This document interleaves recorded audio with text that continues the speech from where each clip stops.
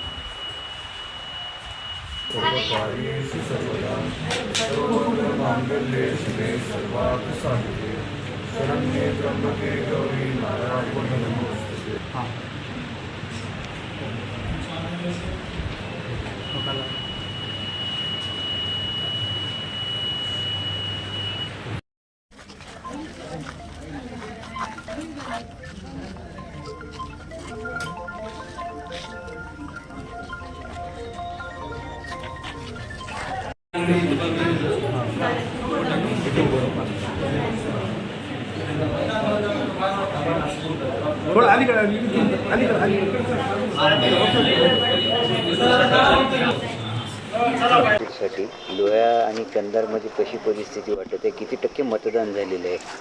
नाही, आत्ता टक्केवारी तर मला काही साधारण सांगता येणार नाही, परंतु जवळपास सगळ्या बूथवर 25%च्या जवळपास तरी मतदान झाल्याचं सकाळी दिसते आहे. वातावरण खूप चांगलं आहे. सकाळी 7 वाजल्यापासून 5-6 गावांना भेटी देऊन मी मतदानासाठी चिखलीला आलो आणि जेवढ्या गावामध्ये गेलो चिखलीसहित अतिशय उत्साहाचं वातावरण हे मोदीजींच्या सोबत आहे. देश आणि देशाचं नेतृत्व याच्यावरची ही निवडणूक आहे. लोक तुलना करत आहेत की राहुल गांधी स्वतःचं अस्तित्व टिकवण्यासाठी प्रयत्न करत आहेत आणि मोदीजी देश टिकवण्यासाठी प्रयत्न करत आहेत आणि त्याचा फरक सर्वसामान्य जनतेने ओळखलेला आहे. पण त्याच्यामुळे मोदीजींना मतदान होते. साहेब, विजय वडेट्टीवार स्टेटमेंट ऐकलेलं आहे का करकरी यांच्याबद्दल? मी ऐकलेलं नाही, पण वडेट्टीवार म्हणजे कसं झालं आहे की गावामध्ये एखादा उन्हाळ मुलगा राहतो तशी अवस्था वडेट्टीवारची झाली. काहीच काम नाही, कोणीच विचारित नाही.